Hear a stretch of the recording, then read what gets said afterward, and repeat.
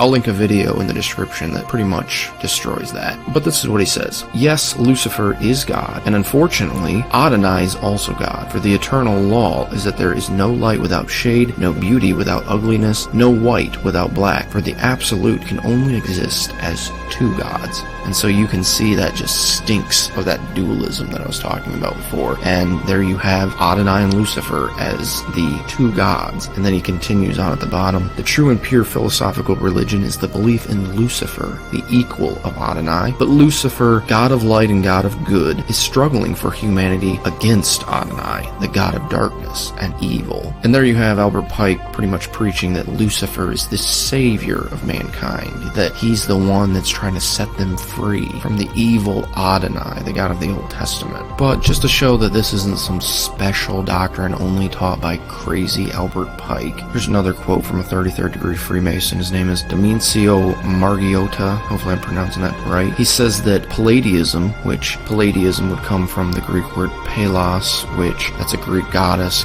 of wisdom. She's basically synonymous with Minerva and Athena. And, you know, that connects back to my Owl and Baphomet video having to do with the Lucifer mythos and the whole flame of wisdom. And that's why they're calling themselves the Illuminati. They're illuminated, enlightened by wisdom that's from Lucifer. But he says Palladiism is necessarily a Luciferian rite. Its religion is Manichaean neo-Gnosticism, teaching that the divinity is dual and that Lucifer is equal of Adonai, with Lucifer, the god of light and goodness, struggling for humanity against Adonai, the god of darkness and evil. And so you see it's the same exact thing that Albert Pike was saying, but here even it goes a little bit farther. It's saying that it's dual, that they're one whole. They're not just these two separate gods. It's that they're one whole god together. They're dualistic. And that's one of the reasons they are trying to accomplish the great work. And like I said, the great work is synthesizing all opposites. And the reason they want to do that is because the demiurge's creation reflects him.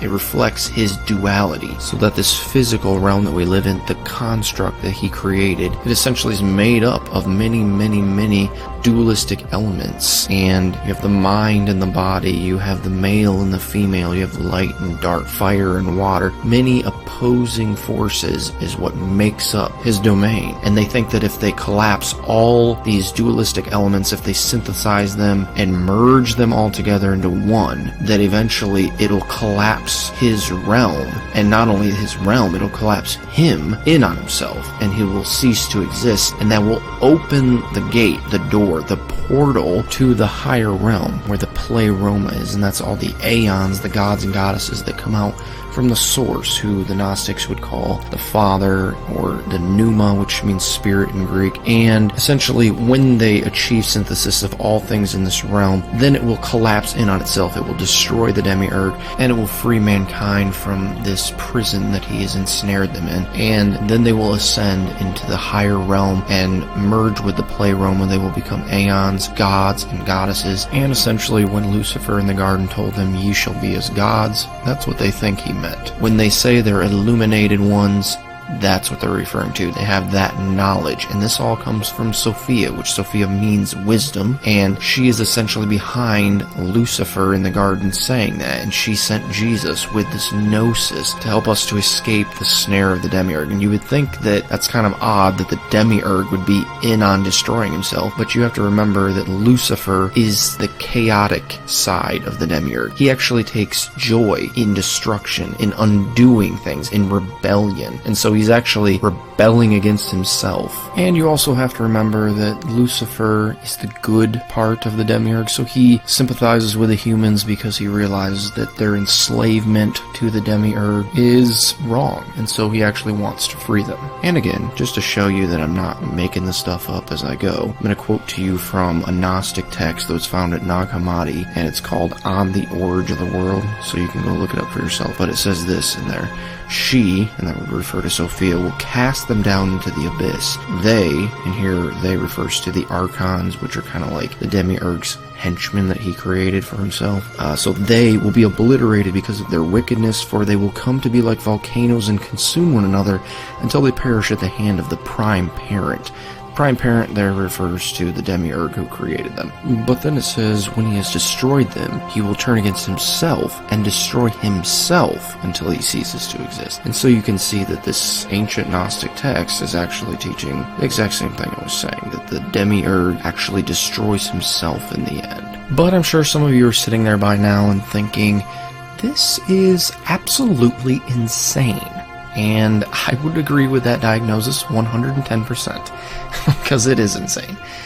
But I'm sure also some of you are a bit confused because this whole topic is pretty mind-numbing with the pneuma and the pleroma and Sophia, the demiurge. All these things may be new to some of you, and so I will leave a link in the description below to a video where Dr. Michael Heiser does like an 8-hour seminar on Gnosticism, and he explains all those things that I was talking about, the demiurge and the pleroma and the source, the father, pneuma, spirit thing, lots of other stuff. I know I said it's 8 hours, but in the introduction, he goes over those things pretty quickly, and so the link will just be in the description. But now I want to jump into the section where I actually show you, by looking at the content that they actually create, like movies and TV shows and video games, that these are the things that they believe. Because it's a lot easier to simply say that they believe these crazy things than actually show it. So I actually want to take a look at all these things that they're producing so that you can see they're putting these ideas into their content. And the reason that they are doing that is because they want to slowly indoctrinate more and more people. It's like when you tell a fictional story and it's nonsensical, at first people reject it offhandedly. But the more you tell it and the more you put it in front of them, especially in this way, like subconsciously, they're speaking and teaching you on a subconscious level that these things are not absurd, that it's not crazy to think this, and that's how they get you. They keep showing it to you over and over and over and over again, until finally, because you've seen it so many times, it starts to seem plausible, like that actually could be the way it is. That could be the truth. But in reality, it's just that same absurdity from before. It's just now been wrapped in something appealing, and that is your favorite movie, or your favorite game, or your favorite book, or your favorite TV show. So that essentially what they've done is they've sugar-coated this lie, this absurdity, that if you would have heard it on its own, you would have rejected it wholeheartedly. But now they bring it to you wrapped in bows, and you swallow the whole thing, sugar-coatedness and the poisonous center, the lie, the absurdity that you would have never accepted on its own. So to begin, just let me list here some content that is generally considered to have Gnostic elements in it. What I've tried to do here, though, is categorize them by each individual Gnostic element that appears in it. This is by no means an exhaustive list, but it should give you some idea of how prevalent this kind of thing is in Hollywood. I mean, a lot of these are huge, multi-million-dollar movies. You'll notice, though, that the most reoccurring theme is the Gnostic construct idea. I think the reason you see that one more than anything else is because they use it as a kind of fear tactic to manipulate people. I mean, think about it. They're propagating this fear of being trapped in some kind of uber prison. I mean, that's probably a huge reason for the explosion of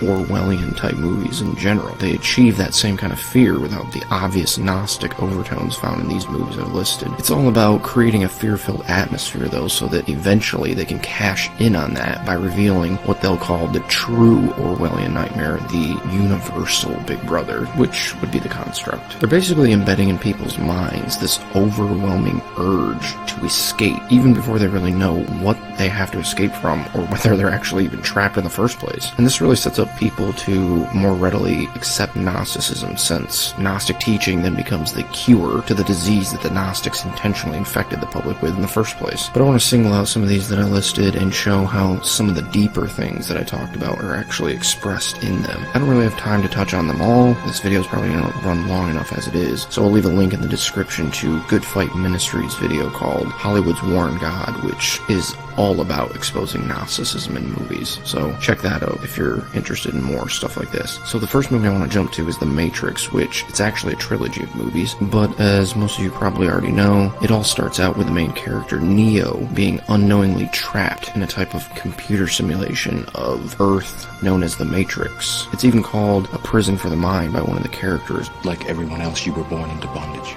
born into a prison that you cannot smell or taste or touch.